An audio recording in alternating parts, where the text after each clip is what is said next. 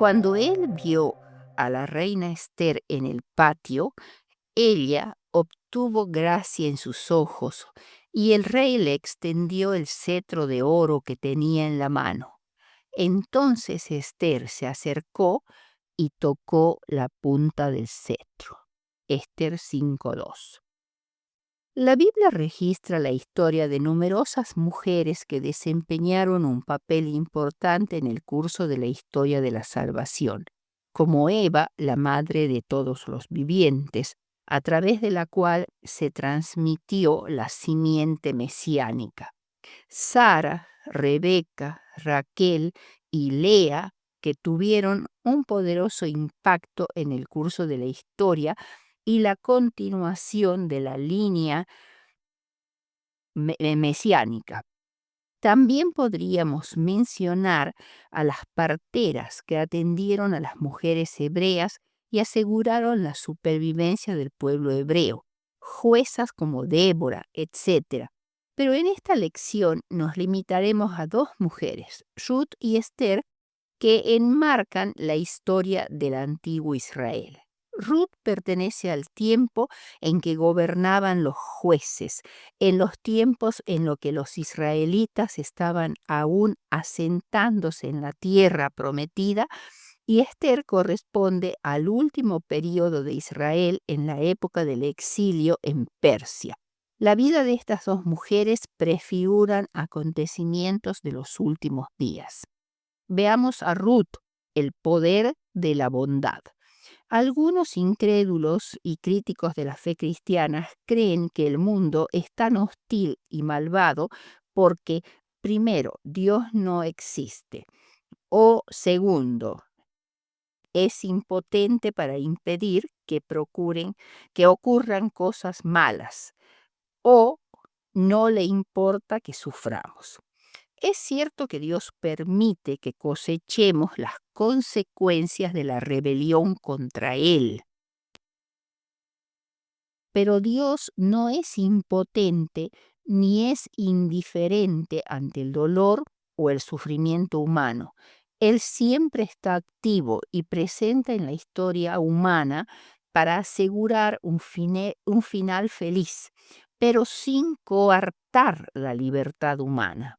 Ruth 1, 1 al 5. La historia de Ruth se ubica en el tiempo en que gobernaban los jueces, probablemente en la primera parte del período de los jueces, porque Booz y Ruth fueron abuelos de David, y la madre de Booz era Rahab, probablemente la misma Rahab de Jericó, quien se casó con uno de los espías israelitas. Por todo esto, los acontecimientos narrados en el libro de Ruth ocurrieron en torno al año 1300 a.C., probablemente. Se dice a continuación que en este tiempo hubo hambre en Palestina. Era frecuente que en Palestina hubiera sequías periódicas que producían periodos de hambruna. Dios había prometido al pueblo de Israel lluvia en su tiempo, y en los casos de sequía se concluía que Israel había sido infiel. En ese tiempo, Elimelec, que moraba en Belén de Judá, también llamada Belén Éfrata, Belén significa casa del pan, presuntamente por su fertilidad, pero la sequía y la hambruna resultante hicieron que Elimelec con su esposa Noemí y con sus dos hijos, Malón y Kelión, emigraran a los campos de Moab. Moab eran unas mesetas que se extendían en el sureste de Palestina, desde el río o arroyo de Sered hasta el río Arnón. Las colinas de Moab eran apropiadas para el pastoreo de grandes rebaños de ovejas, y sus habitantes, los moabitas, eran descendientes de Lot y por tanto parientes de los hebreos, y hablaban un idioma muy similar al de ellos. Elimelec y Noemí se establecieron en su nuevo hogar con sus dos hijos. No se especifica cuándo sucedió la muerte de Elimelec, dejando viuda a Noemí con sus dos hijos, quienes aparentemente ya tenían edad para casarse y tomaron como esposas a mujeres moabitas. Una de ellas se llamaba Orfa y la otra Ruth, cuyo nombre podría haber significado amiga o amistad. Posteriormente no se nos informa cuándo ni por qué mueren Malón y Kelión, quedando viudas sus dos nueras. Entre los judíos era común la idea de que el sufrimiento era un castigo divino por el pecado, pero no hay razón para pensar que esto fuera así. Todo el libro de Job es un alegato para destruir este concepto errado. El sufrimiento muchas veces no es ningún castigo por algún pecado. Vivimos en un mundo que está bajo el dominio del mal y nadie puede evitar que éste en algún momento llegue a su vida. Así también los sufrimientos de Noemí la prepararon para llevar a Ruth a la tierra prometida. De pronto Noemí se vio desamparada, sin hijos y sin marido. Podríamos razonar que la vida de esta familia se vio afectada por una serie de desgracias. Primero, la hambruna. Dios nunca quiso que pasáramos por una penuria tal. El Edén era un lugar de abundancia y el hombre fue colocado allí para asumir la responsabilidad de su propio bienestar, ejerciendo dominio sobre la creación con la bendición de Dios. Pero lamentablemente estamos en un mundo caído, donde los seres humanos egoístas no solo compiten por los escasos recursos, sino que además la dañan de manera intencional con fines codiciosos y egoístas. La tierra sigue produciendo en abundancia, pero la maldad humana y los estragos del pecado hacen del mundo un sufrimiento lamentable. En estas circunstancias tan negativas, Noemí, sin embargo, se sobrepuso a la calamidad que le había sobrevenido en la tierra de Moab, especialmente cuando supo que Dios había bendecido a su pueblo en Belén dándole paz.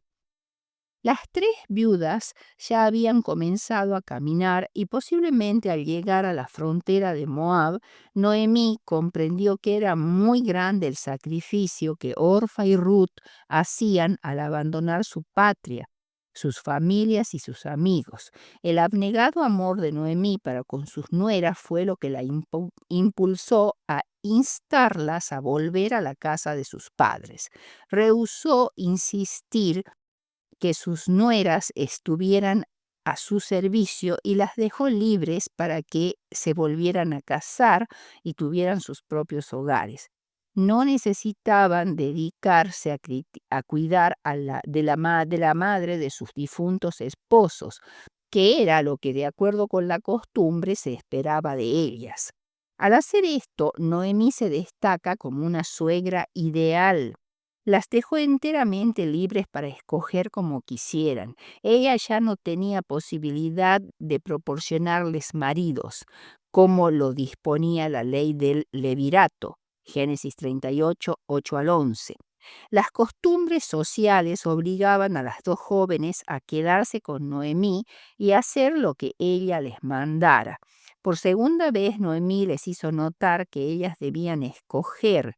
Renunció a su derecho a que se sometieran a ella y bondadosamente les dejó libertad de elección, lo cual representaba un gran sacrificio de su parte, ya que era vieja para tener marido, y era natural que esperara que las dos jóvenes la sustentaran y la sirvieran en la vejez.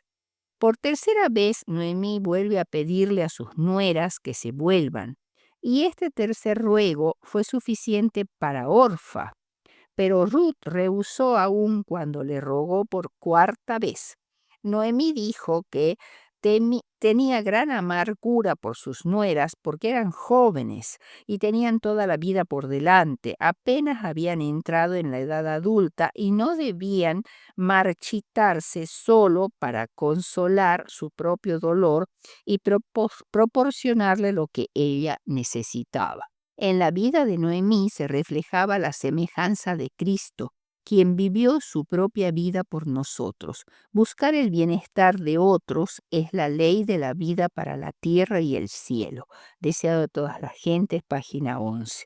No hay mayor poder que la influencia ejercida por una vida abnegada. Orfa se volvió, pero Ruth se quedó. No podía pensar en separarse de esa persona cuya belleza de carácter le había inspirado altos ideales y le había dado algo que hacía la vida digna de ser vivida, aunque nunca tuviera otra vez su propio hogar. Ruth 1:15. Aquí Noemí le dice a Ruth: he aquí tu cuñada se ha vuelto a su pueblo y a sus dioses. El dios de los moabitas era Quemos, el que ocasionalmente recibía sacrificios humanos. Haz tú lo mismo. Pero la respuesta de Ruth es la nota tónica de todo el libro que lleva su nombre. Y es esta: no me ruegues que te deje y me aparte de ti, porque a donde quiera que fueres, iré yo, y donde quiera que vivieres, viviré. Tu pueblo será mi pueblo y tu Dios mi Dios. Donde tú murieres, moriré yo, y allí seré sepultada. Así, así me haga Jehová y aún me añada que solo la muerte hará separación entre nosotras dos. No fue solo el amor de Ruth para con su suegra lo que la llevó a quedarse con Noemí. Ruth había descubierto que era la fe de Noemí lo que hacía de ella una mujer tan admirable. Había conocido al Dios verdadero porque lo había visto reflejado en Noemí y su familia, y eso fue el mejor argumento en favor de la verdad. Y no tan solo dice eso, Ruth se compromete con un juramento e invoca el castigo del Dios de los israelitas si ella permite que otra cosa fuera de la muerte la separe de Noemí. Aquí Ruth demuestra su bondad y su resolución, la decisión que había tomado de echar su suerte con Noemí y con el Dios de Noemí. El segundo punto es Ruth y Booz. Ruth y Noemí viajaron unos 120 kilómetros al volver de Moab a Belén, y primero debieron descender unos 1.372 metros desde las mesetas de Moab hasta el nivel del Mar Muerto, y después ascender unos 1.143 metros hasta Belén, y llevaban cargas pesadas. Al verlas, toda la ciudad se conmovió al reconocer a Noemí, quien se había ausentado de Belén unos 10 años atrás. Sin embargo, tenía muchos amigos y parientes en Belén. Noemí, al hablar con ellos, habló de su amarga aflicción porque había salido llena y había vuelto con las manos vacías. Lo que le preocupaba no era tanto la falta de bienes materiales como la soledad. Boaz era un pariente de su marido, un hombre rico y de considerable influencia en la ciudad de Belén. Según se dice en Mateo 1:5, habría sido hijo de Rahab. Ruth se había enterado de la costumbre que permitía que los pobres espigasen en los campos de los ricos. Levítico 19, 9 y 10, del Deuteronomio 24, 19 al 22. Como ellas habían llegado al comienzo de la cosecha de la cebada, ella le rogó a su suegra que le permitiera ir a trabajar. Así Ruth manifestó su bondad y su sinceridad de propósito al trabajar con diligencia para sostener económicamente a su suegra. Su trabajo consistía en recoger el grano que los cosechadores hubieran dejado sin cosechar que Dios había declarado que debía ser para los pobres, los huérfanos, las viudas y los extranjeros. Ruth era pobre y extranjera. Así se socorría a los pobres y se enseñaba abnegación y compasión a los pudientes. La providencia la guió a una parcela de Booz, lo cual nos demuestra que Dios cuidó y cuida de cada uno de nosotros en forma personal e individual. Ella estaba espigando en los campos de Booz, que eran toda la zona cultivada que rodeaba a Belén. Cuando llegó Booz y saludó cortésmente a los que allí estaban, Jehová sea con vosotros, lo cual reflejaba su piedad. Sin duda, él conocía a las otras espigadoras, a quienes llama mis criadas, en el versículo 8, pero no conocía a Ruth. Evidentemente era necesario un permiso del dueño para espigar, y esta joven le era desconocida. Por ella preguntó por su identidad y el mayordomo le contestó: es la joven moabita, como si la llegada de Ruth fuese un asunto conocido por todos, excepto por Booz. Además, le dice que ella le rogó que la dejara recoger lo que caía detrás de los segadores y que se dedicó a hacerlo desde la mañana temprano hasta la tarde. Estaba trabajando sin descansar y solo volvería a la noche con su suegra. Se dirige a ella como a hija y le dice, teniendo en cuenta el parentesco que le imponía una responsabilidad especial, que espigara solo en sus campos y que había ordenado que no la molestaran. Esa precaución era necesaria, sobre todo porque ella era extranjera y no tenía quien la protegiera. Y le dijo que se sirviera del agua que sacaban los criados. Ruth se inclinó a tierra en respuesta a la solicitud de Booz. Estaba sorprendida de que Booz fuera tan amable con una extranjera. Le dijo además que conocía todas las circunstancias acerca de ella y Noemí y le deseaba que Jehová recompensara su obra, ya que has venido a refugiarte bajo sus alas.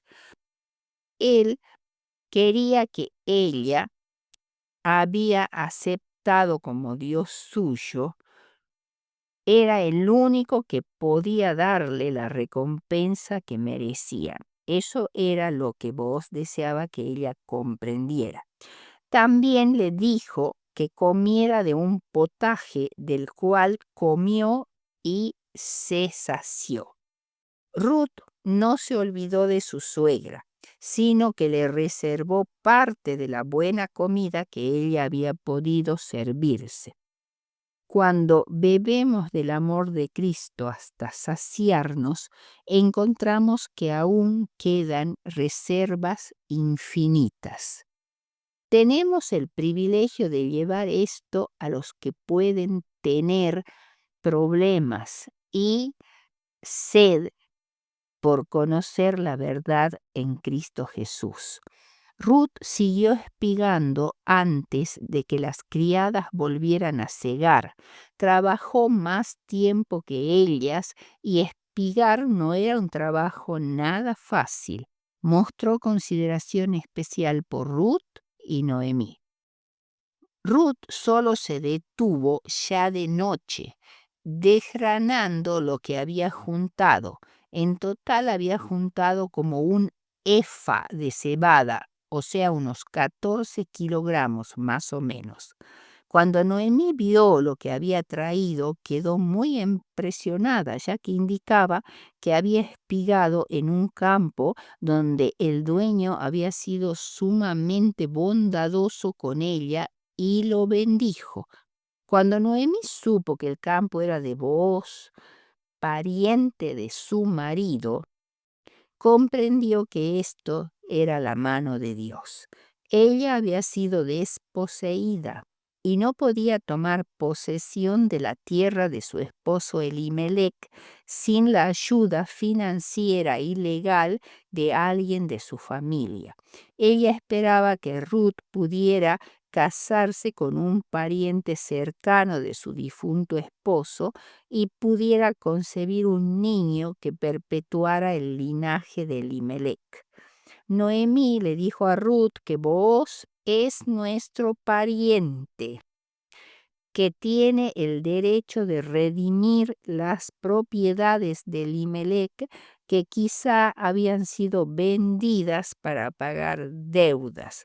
Ruth no entendía eso del derecho de redimir. Solo le dijo a Noemí que Booz le había dicho que permaneciera en sus campos durante toda la cosecha. La palabra pariente que usa en este caso Noemí viene de la palabra hebrea goel, que significa el pariente que tiene derecho a redimir la propiedad. Según la ley y las costumbres judías sobre el pariente cercano recaían varias responsabilidades importantes. Tenía el deber de: 1. Comprar de nuevo la propiedad de su pariente que hubiese sido vendida a un acreedor o a otras personas para satisfacer las demandas del acreedor. Segundo, redimir. El pariente que se hubiera vendido como esclavo, lo cual se registra en Levítico 25, 48 y 49, debía ser redimido por el pariente cercano, por el goel. Tercero, vengar la sangre de un pariente cercano muerto por un enemigo.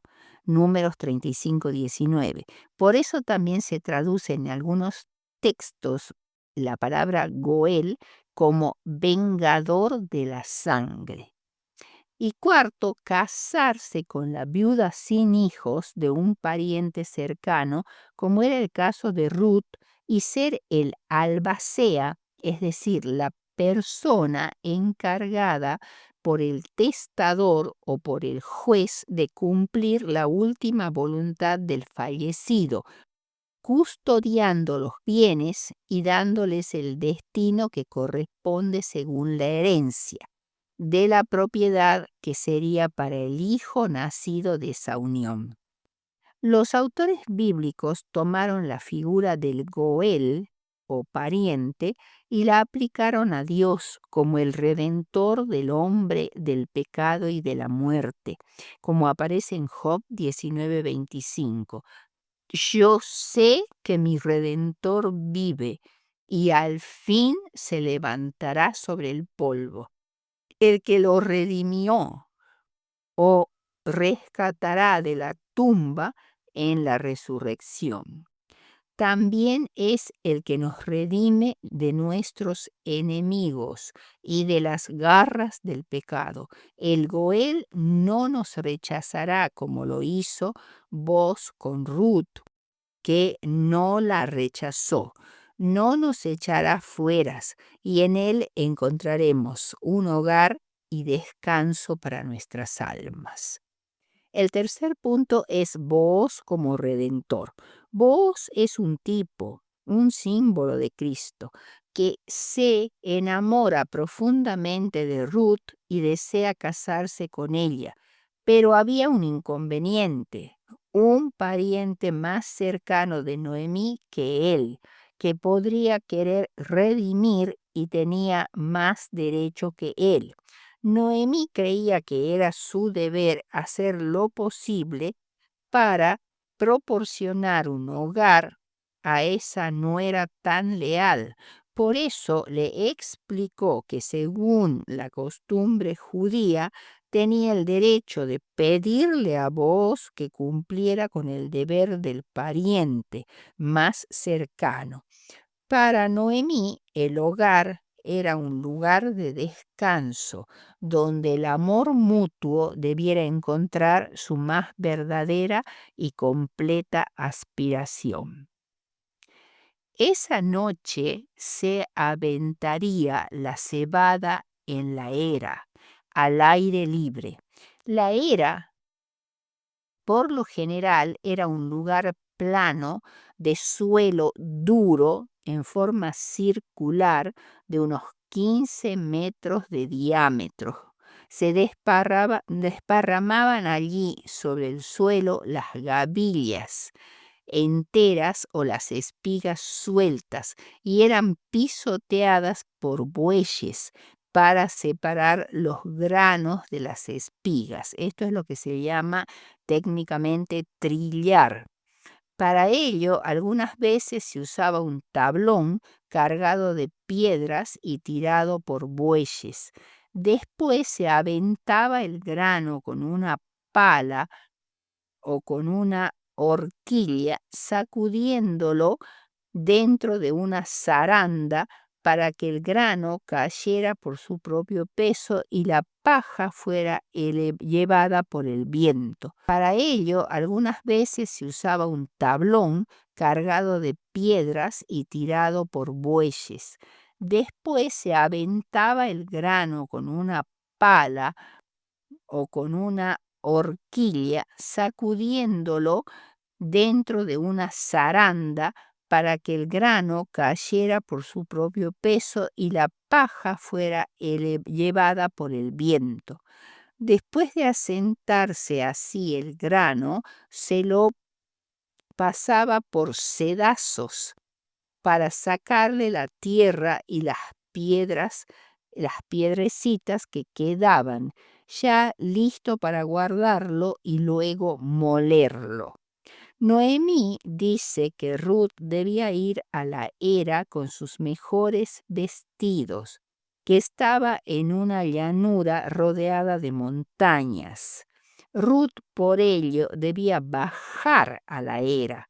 Al terminar de trillarlo y asentarlo, el grano quedaba allí en un gran montón, pero después de una cena especial, casi todos los labradores se iban, pero algunos debían quedar toda la noche para proteger el grano de los ladrones.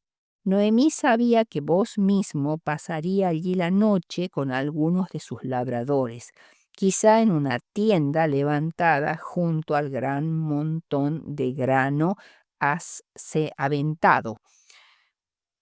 Cuando ya estaban todos dormidos, Ruth fue a la era donde estaba Booz acostado sobre un montón de paja, vestido, pero descalzo y cubierto los pies con un manto. Estaba contento por la abundante cosecha luego de los años de hambre y agradecido por las bondades del cielo. En medio de la noche se estremeció y se despertó, encontrando a Ruth a sus pies. La acción de Ruth al decirle que extendiera sobre ella el borde de su manto constituía una propuesta de matrimonio. Ruth dijo: por cuanto eres pariente cercano y tienes el derecho del levirato, es decir, suscitar descendencia a Elimelech. Su proceder era correcto y honorable. Por otra parte, Boz estaba profundamente enamorado de Ruth al ver cuán amable y bondadosa era con su suegra, cómo trabajaba sin quejarse, cómo había aceptado las costumbres y al Dios de los hebreos. Con suma amabilidad, Boz aceptó la propuesta de Ruth como un acto de bondad para con él, pero lo que Ruth pedía era en verdad un acto de bondad y misericordia para ella y su difunto esposo. Booz la elogió también por elegirlo a él, un hombre de mayor edad que ella, antes que a los jóvenes. Pero no podía dar una respuesta inmediata y definitiva porque había un pariente de Elimelech más cercano que él. A pesar de postergar la decisión del asunto, Vos hizo a Ruth una promesa categórica, limitada solo por la posibilidad de que el otro pariente ejerciera su privilegio respecto de Ruth. Otra razón que da voz para aceptarla era que aunque era viuda y extranjera y había residido sola solo unas pocas semanas en Belén, Ruth era ya conocida y respetada por todos y la reconocían como mujer virtuosa y él mismo la tenía en alta estima por su discreción, su bondad y su trato tan considerado por su suegra. ¿A quién representa el pariente más cercano? Si vos representa a Cristo el Redentor, el pariente más cercano representa a Satanás, quien tenía la pretensión de ser el gobernante de la tierra y por lo tanto reclamar su derecho a dominar a la raza humana pecadora, que según él era suya. Antes de despedir a Ruth, Booz le dio unos 30 kilogramos de cebada para que no fuera su suegra con las manos vacías. Este regalo era el reconocimiento tácito de Booz al interés de Noemí en este asunto y que él no la olvidaría. Y ella dice algo muy importante: espérate, hija mía, hasta que sepas cómo se resuelve el asunto, porque aquel hombre no descansará hasta que concluya el asunto hoy. Esto lo dice Noemí de Vos. Esto refleja el deseo imperioso que Cristo tiene de rescatarnos de las garras de Satanás y cómo se ha encargado afanosamente de pagar el precio de nuestra redención. A la mañana temprano, Booz subió a la puerta de la ciudad de Belén, que estaban ubicadas las puertas en una ladera en declive. La puerta de la ciudad era probablemente la única abertura en el muro y era el lugar donde sesionaba el tribunal y donde se ventilaban los asuntos públicos. Se sentó allí y reunió un jurado compuesto por los ancianos de la ciudad. Tomó a 10 varones para formar un jurado, pero primero llamó al pariente más cercano de Elimelec. Los ancianos eran responsables de los asuntos civiles y religiosos de los ciudadanos. Vos, allí, delante de los ancianos, le dijo al pariente más cercano acerca de la situación de Noemí y Ruth, que vueltas de Moab vendían una parte de las tierras de su difunto esposo, pero un hijo de Ruth sería el heredero legal de la tierra de Elimelec. Por lo tanto, Noemí estaba dispuesta a transferir el título de propiedad de su difunto esposo al pariente que se casara con Ruth, quien sería el guardián y administrador de las tierras del hijo de Ruth.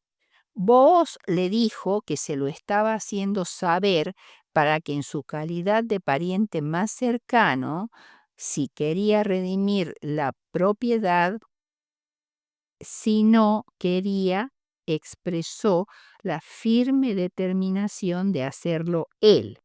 El que representa a Satanás, o sea, el pariente más cercano, viendo que se trataba de una buena oportunidad para aumentar sus entradas, decide comprar la propiedad.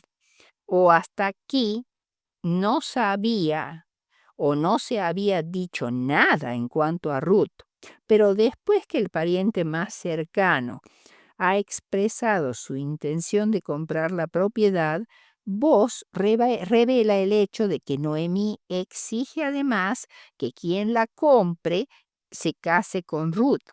Booz, con astuta perspicacia, ocultó lo que para él era de mayor importancia, para ver cuál era el interés dominante del pariente cercano, si Ruth o la propiedad como fuente de lucro.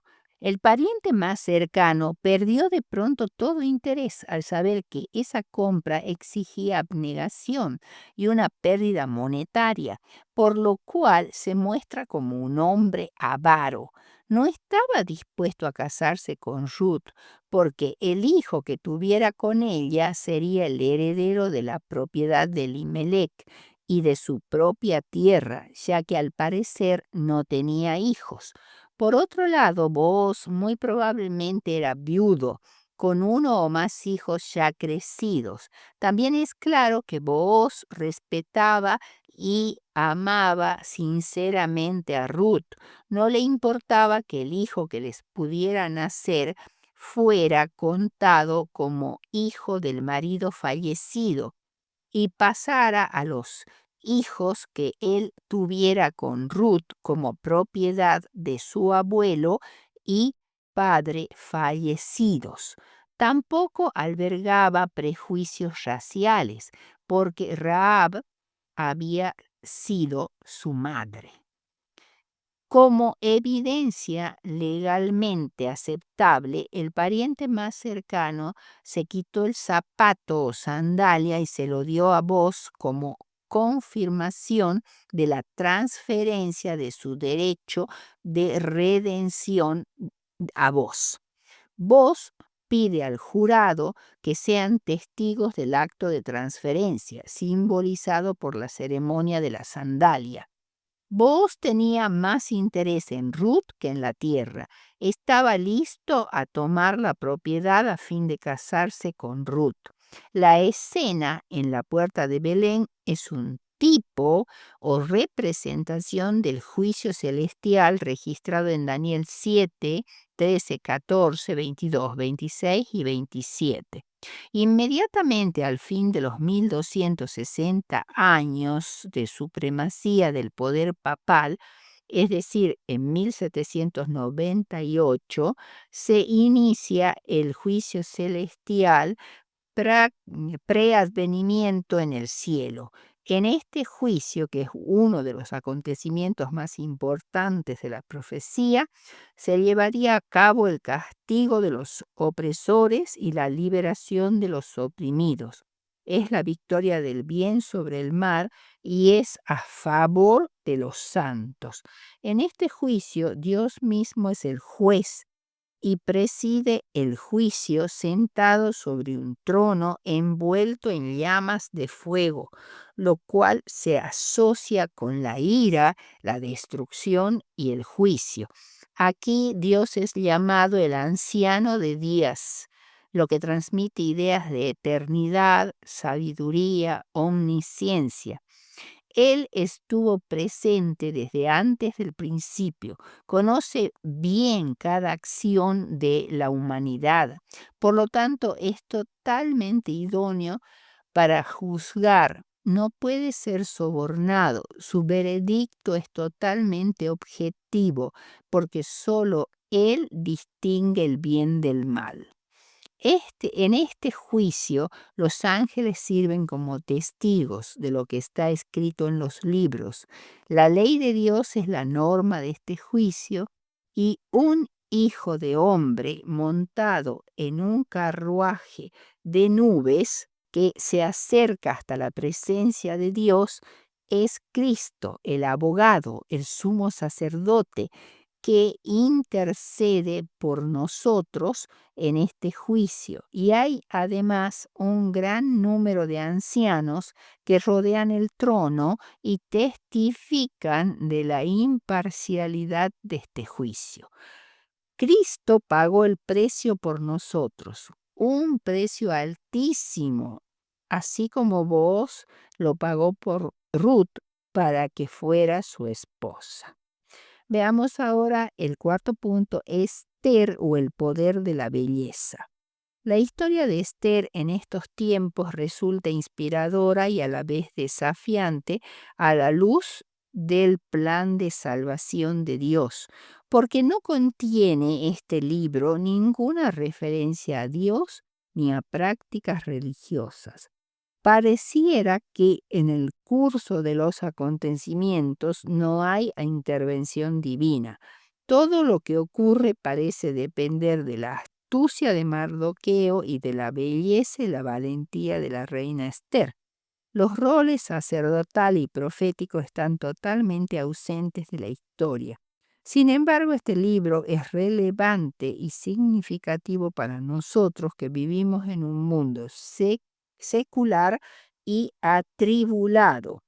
El libro de Esther es un relato dramático donde se narra cómo Dios usó a una joven valiente y de extraordinaria belleza para salvar a su pueblo en un momento crítico, cuando estaba amenazado de exterminio.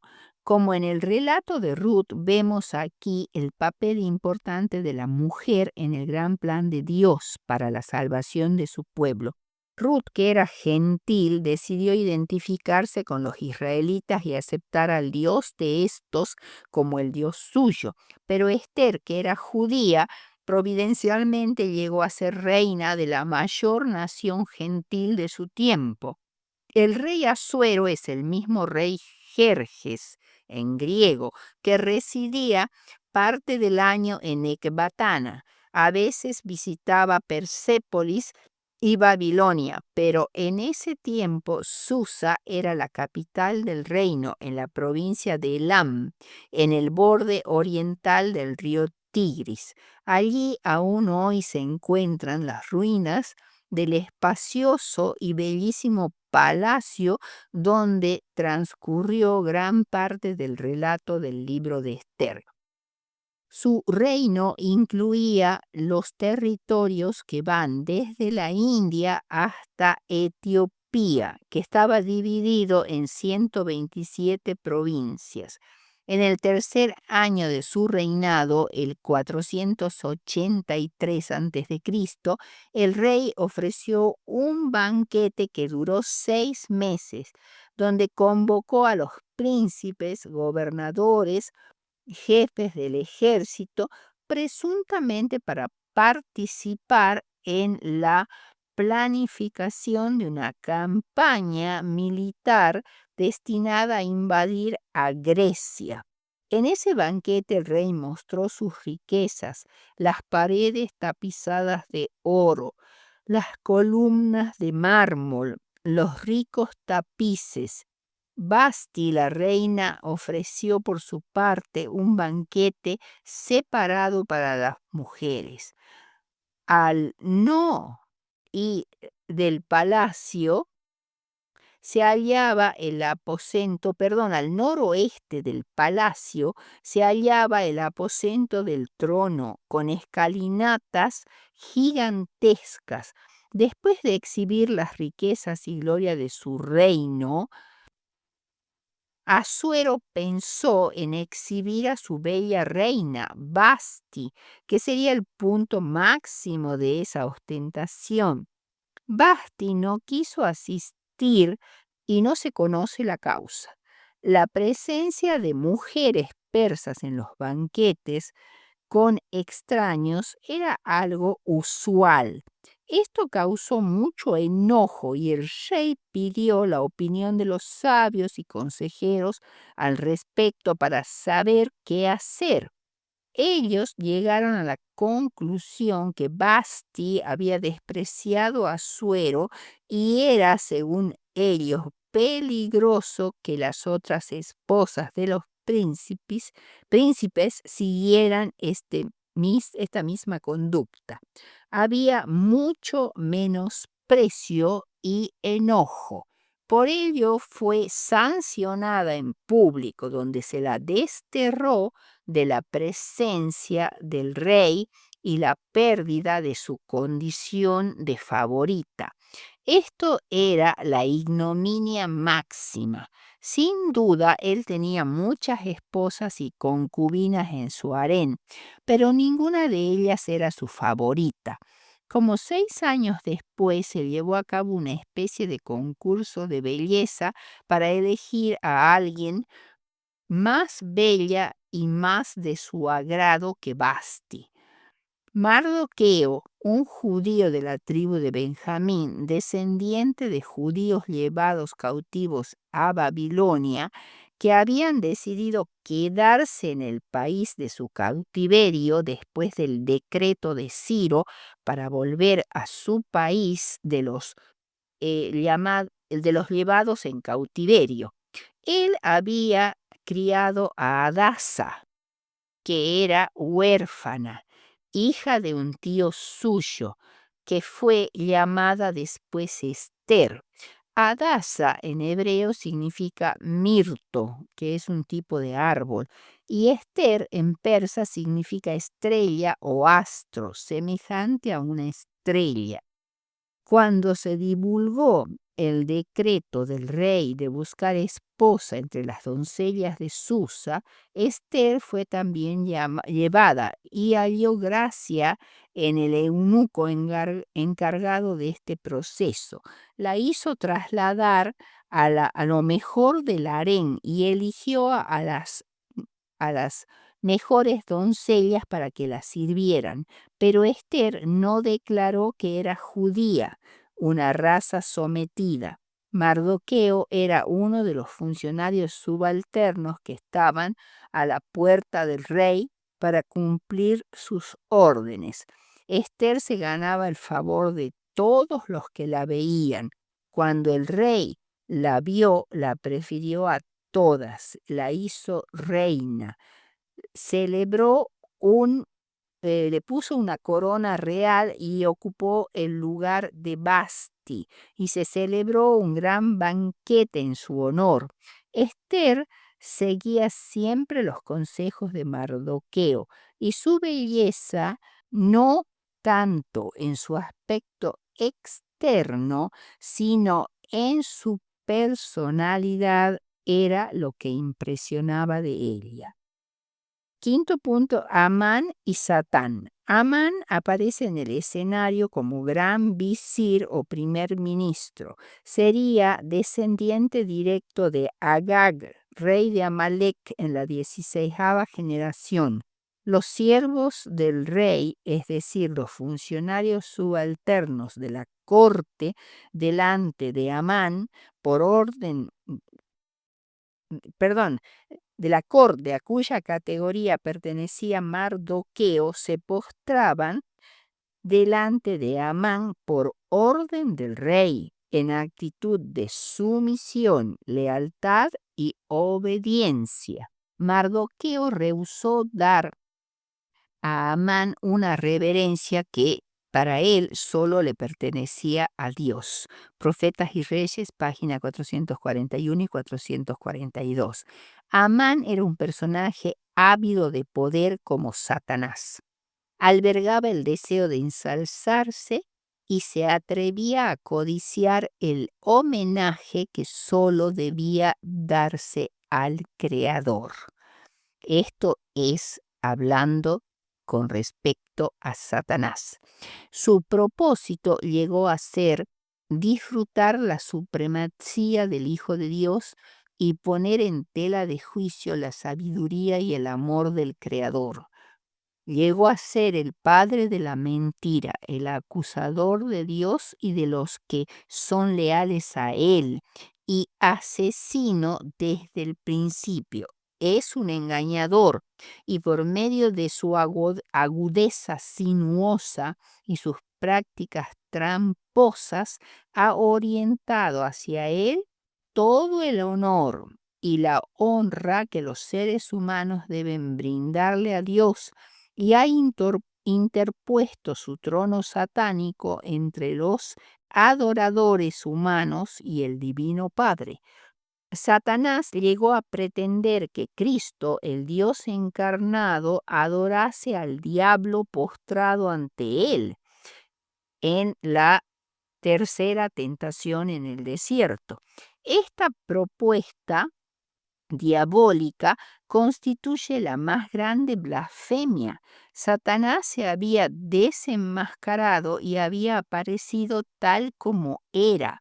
El ansia de poder y de adoración por parte de Satanás conduciría o conducirá a este mundo a la crisis final. Amón admitió admitió que Mardoqueo, uno de los elegidos de Dios, no reconocía lo que él consideraba su derecho y no se postraba ante él.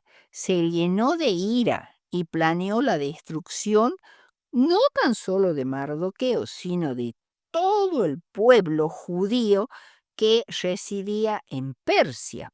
Si Amán hubiera informado a Jerjes que uno de los funcionarios subalternos de la corte desobedecía su edicto real, seguramente Asuero habría ordenado su muerte, pero este, como judío, lo había menospreciado, por lo tanto había que castigar a todos los judíos como nación. Si los judíos y su religión eran un obstáculo en el camino del orgullo de Amán, había que sacrificar a ambos. Las matanzas en gran escala no eran desconocidas en el antiguo cercano Oriente, donde el derecho a la vida bien podía depender del capricho de un déspota. Por ello, Amán hizo que se echaran suertes, primero para determinar el día del mes y después el mes. La suerte cayó sobre el 13 del mes de Adar, que es el 12º y último mes del año, y corresponde a nuestro mes de marzo. Un gran número de los judíos exiliados habían preferido permanecer en los países a los que habían sido llevados cautivos, especialmente los judíos. Los judíos babilónicos, que eran más ricos e influyentes. Había una numerosa colonia judía en Susa. Amán los acusó ante el rey de que sus leyes eran diferentes de los persas y que no guardaban las leyes del rey, por lo cual debieran ser destruidos. Esta acusación no era cierta. Respecto a las leyes en general, que entre los medos y persas en general eran justas y los judíos las obedecían de buena gana. Por medio de Jeremías, Dios les había ordenado estrictamente que fueran ciudadanos pacíficos, obedientes de las leyes donde quiera que estuvieran. Jeremías 29:7. Era difícil que, que alguien pudiera considerar semejante acto de genocidio como algo de poca importancia. Pero Asuero propuso el ofrecimiento, pero Amán le propuso a Asuero un soborno de tal magnitud que ni siquiera un rey podría ver con indiferencia. 10.000 talentos de plata, lo cual representaría unos 300 kilogramos de plata. Aparentemente el rey rehusó el soborno, pero le dio el anillo de sellar del rey para sellar y firmar documentos, con lo cual la palabra de Amán tenía igual validez a la del rey y completa autorización para actuar como deseara. Bien, toda esta situación que lleva al genocidio del pueblo judío, que obviamente después Dios interviene y lo evita, pero nos lleva a Apocalipsis 12, 7 al 12. Este texto revela la dimensión profunda de todas las persecuciones contra los hijos de Dios señalando al enemigo verdadero de la Iglesia de Cristo. La guerra comenzó en el cielo. Satanás la inició en términos judiciales en el tribunal celestial contra Dios y contra su arcángel Miguel, el ángel guardián de Israel. Juan ve la victoria de Miguel, quien es Cristo en realidad, en el cielo, por lo cual Satanás y sus ángeles fueron arrojados a la tierra. Hay gozo, júbilo y alabanza a Miguel en el cielo. Sin embargo, en la tierra hay guerra contra la iglesia y los santos, el resto de la descendencia de la mujer, pura y gloriosa que es la iglesia, los que guardan los mandamientos de Dios y tienen el testimonio de Jesucristo. Apocalipsis 12, 17. El dragón hace guerra contra el remanente de la descendencia de la mujer.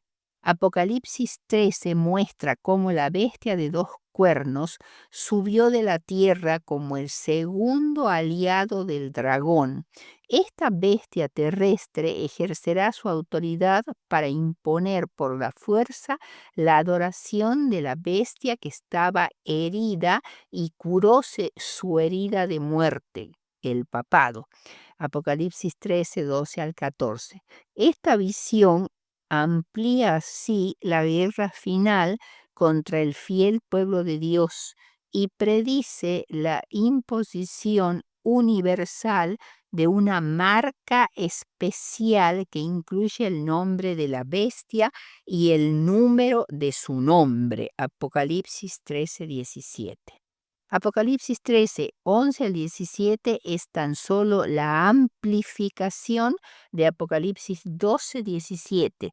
Es aún una profecía no cumplida, pero su extensión universal y su lugar culminante en la historia humana coloca esta guerra religiosa como el centro del mensaje de Dios para los últimos días. En conclusión, entonces dijo Mardoqueo que respondiesen a Ester: no pienses que escaparás en la casa del rey más que cualquier otro judío, porque si callas absolutamente en este tiempo, respiro y liberación vendrá de alguna otra parte para los judíos, mas tú y la casa de tu padre pereceréis. ¿Y quién sabe si para esta hora has llegado al reino? Esther descubrió que no estaba sola frente a la persecución de Amán contra su pueblo, ya que contó con el favor del rey y su pueblo, que fue finalmente liberado. Nosotros tampoco estamos solos al entrar en los últimos momentos de la historia de la tierra. El rey está de nuestro lado y el pueblo de Dios también será liberado.